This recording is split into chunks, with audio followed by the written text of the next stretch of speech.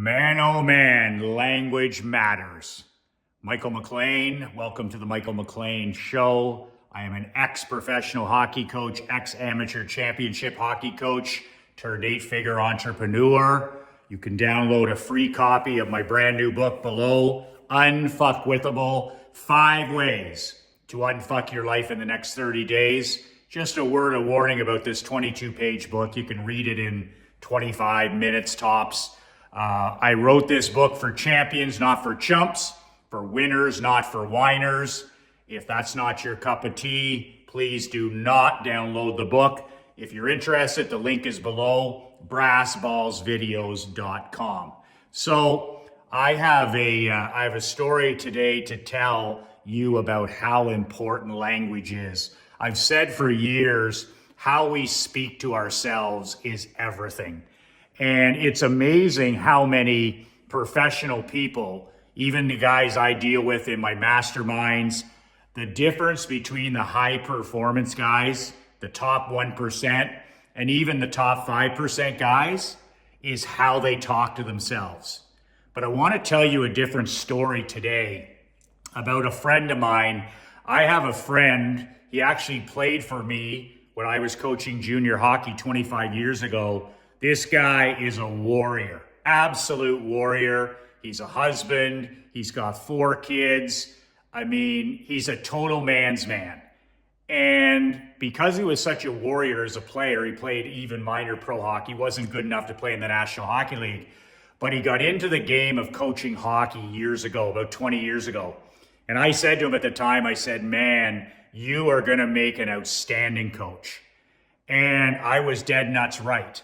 Because 20 years later, this guy is coaching in the American Hockey League. That's one level from the NHL. This guy has gone from coaching minor hockey, junior B, junior A. He owned his own team like I did. And now that his kids are out of the house, they've gone to college, they're out on their own, they're self-sufficient. Him and his wife, fantastic parents. He said to me, he goes, Coach, he said, this is my chance to take a run at being an NHL coach. My calling, my purpose, my mission as a man is to be an NHL coach. He said, I put my family first, the first few years, which a real man does. But he says, now I have my wife. My wife supports this 100%. And I'm going to go balls to the wall. And I'm going to live my dream of someday coaching in the NHL. So hard to do. So hard to become a head coach in the NFL, the NBA, the NHL, any of that. But this guy's got it. And he's one level from the very top. But see, I was talking to him the other day, and I finally had a candid conversation with him, because he always talks to me about how he finishes second in every job interview. So he's an assistant coach right now in the American Hockey League. He's the assistant coach, not the head coach. And like myself, this guy is probably the worst assistant coach you could ever expect, because he's a born and bred head coach. He's an alpha male. He's a leader. He's always done his own thing. He's a Jimmy Johnson. He's a Pat Riley. He's a Scotty Bowman. You know, he's a Andy Reid. He's a head coach. That's his personality. He's an alpha male. He's not a beta. He's an alpha male. But as an assistant coach, he's got a great attitude, because he's learning the ropes of the pro game, the minor pro game like I did. And he's learning, you know, the X and O's. He's becoming a better student. He's becoming a better tactician. He's becoming a better coach. And everybody should do all the jobs so that you understand them, right? When I joined my dad in the insurance business, I started at the back door and learned the business to the front door. He insisted on me doing and learning every job in the building. So my pal has done this, but he just can't get to the next level, and he wonders why. Now, I've listened to him on television being interviewed. I've listened to him on radio. I've listened to him on social media at all levels. And it's my professional opinion that the reason he's not coaching at the highest level, the NHL, even though he's more qualified, He's a better coach than half of the coaches in the NHL. It would be a dream to have this guy coach your team. It ain't going to happen unless he changes how he talks to himself and his language. And I talked to him about this as a friend the other day, and he was not very happy about it, but I think I'm the only truth teller in his life.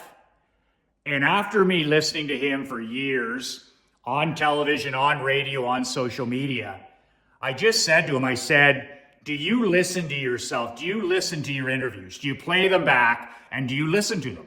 He says, oh, I don't have time for that. He said, I'm busy. And boom, right there is a red flag. I said, you have to understand, you're in the media business. You're in the first impression business. You're not really in the hockey business. Like, Nick Saban is not the best defensive or offensive coordinator. And you're not the best hockey coach X and O's. You're here because you're a leader. You're an amazing, tremendous leader. You would be an outstanding CEO. You'd be an outstanding leader of men. You'd be an outstanding football coach. You're a leader of men.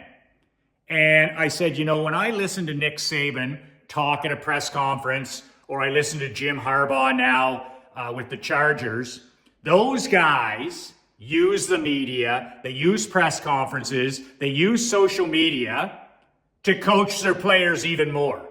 Harbaugh is a master at this, and Saban is the king.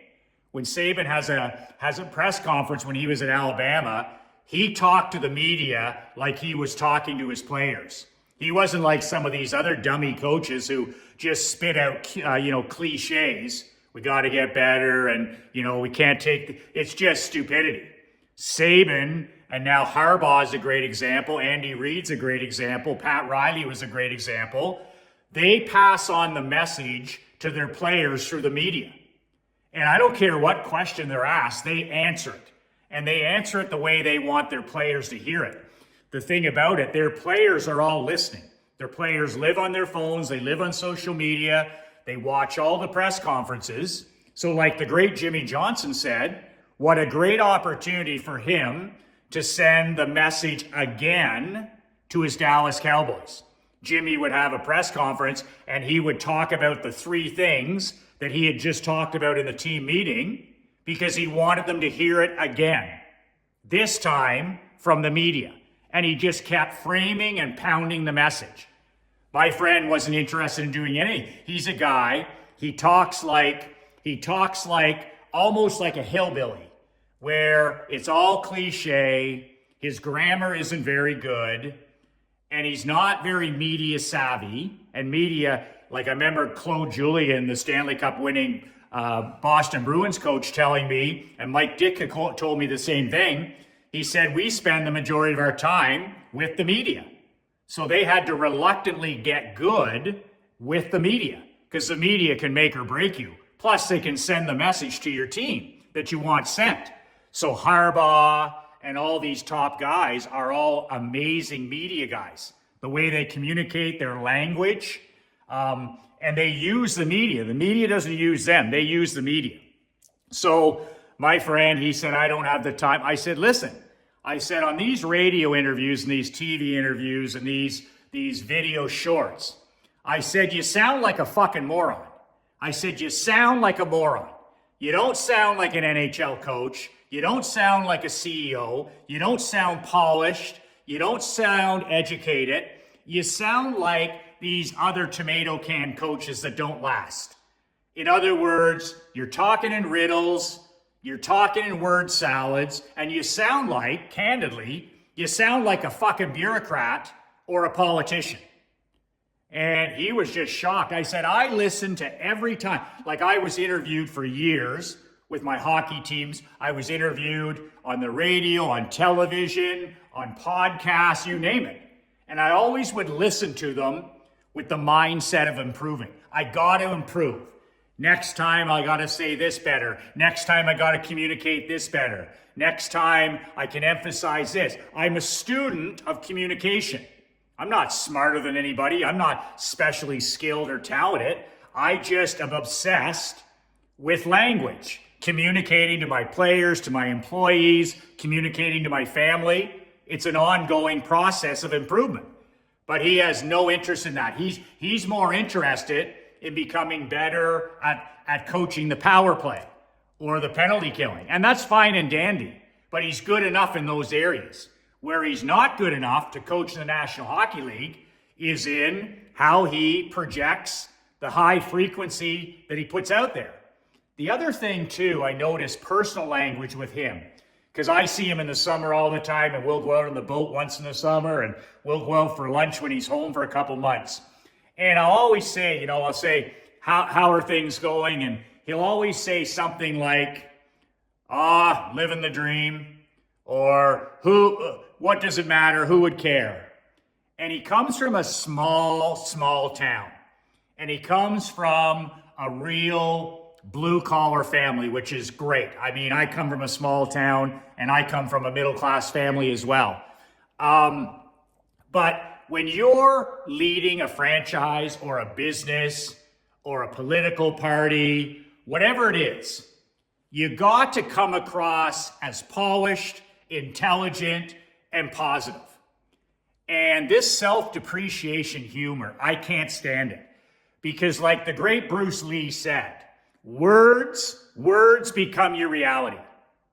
So if you say stuff to yourself, if you're a scarcity-minded person and you talk about scarcity all the time, and that's the vibration you send out into the world, you get more bad luck. You get more despair. You get more scarcity. The reason, I've always said my 91-year young dad is the luckiest man. He wins every draw, every 50-50 draw. If he goes to church, he wins the raffle.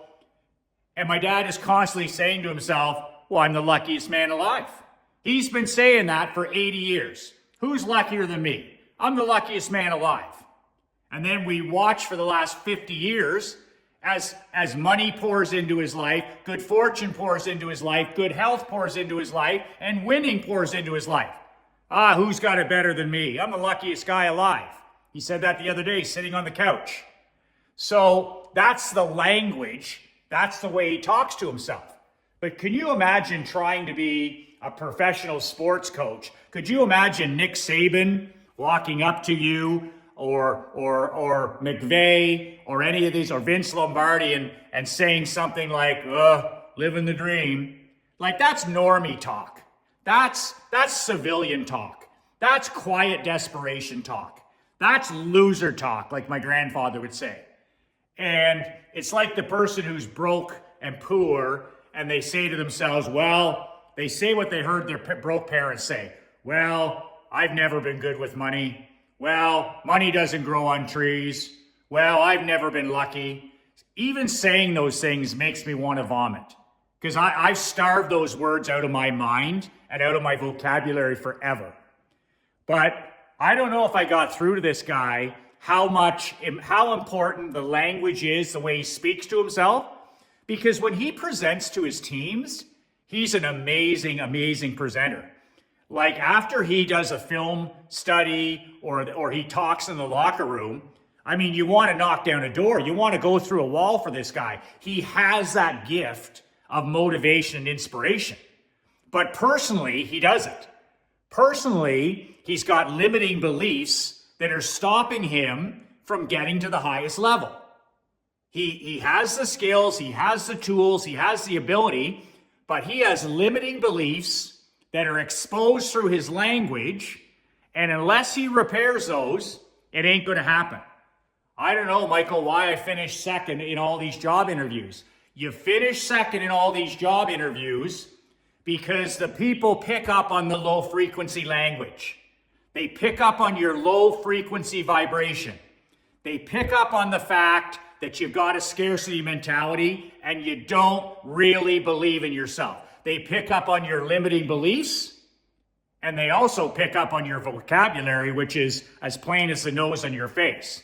He says things, it's almost a smart-ass kind of way, and, there's no room for self-depreciation humor in situations like that, where it's not unique or it's not authentic. So it really is important that we all do an inventory of how we speak to ourselves, but also how are we speaking to our clients, our patients, our customers, our queen, our children? How are you speaking to them? Are you a high frequency man? Are you a high frequency man? Are you putting out vibrations and energy and words that bring you back more winning, more abundance, more good fortune? Or are you, low frequency, which is guilt and shame? You're not certain. You got limiting beliefs from childhood. That stuff just stops us from getting to the highest level that we need to be as a husband, a father, and an entrepreneur. But man, oh man, I hope my friend takes this to heart. I was the only guy in his life that's ever told him, but I said, you got to clean it up. You need to start talking like a pro. You need to start communicating like a pro if you want to be a pro.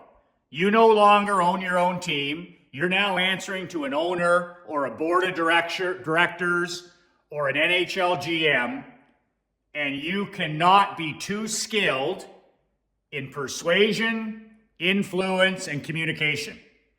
I asked him one last thing. I said, how many books have you read on persuasion, on communication, and influence? Because as entrepreneurs and fathers and husbands, it's massive. It's massive. If you can't get it across, what difference does it make? He said, I've never read a book on that. He thinks he's in the hockey business when he's really in the leadership business. The greatest leaders are the NHL coaches. The greatest leaders are the head coaches in the NFL. The greatest leaders are the top CEOs. And they're master in persuasion. They're master communicators.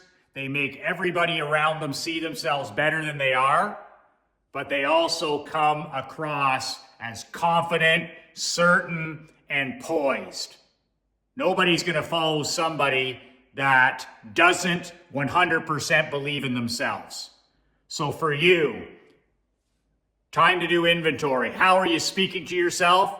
Abundance or scarcity? And secondly, what kind of frequency are you projecting out into the world every day? Are you a low frequency performer or a high frequency alpha male? High frequency, when you project that out, life is a mirror, not a window, you'll get more of that high frequency back. High frequency is gratitude. High frequency is doing things like walking, going to the gym, drinking water, reading, writing, prayer, date nights. That's high frequency.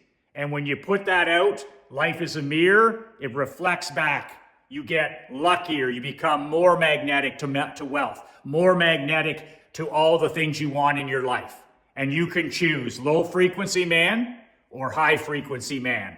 But language has a massive, massive impact on how you see yourself and how the people that you're influencing see you as well. Language matters. Remember that. Be brave, be fierce, and be relentless.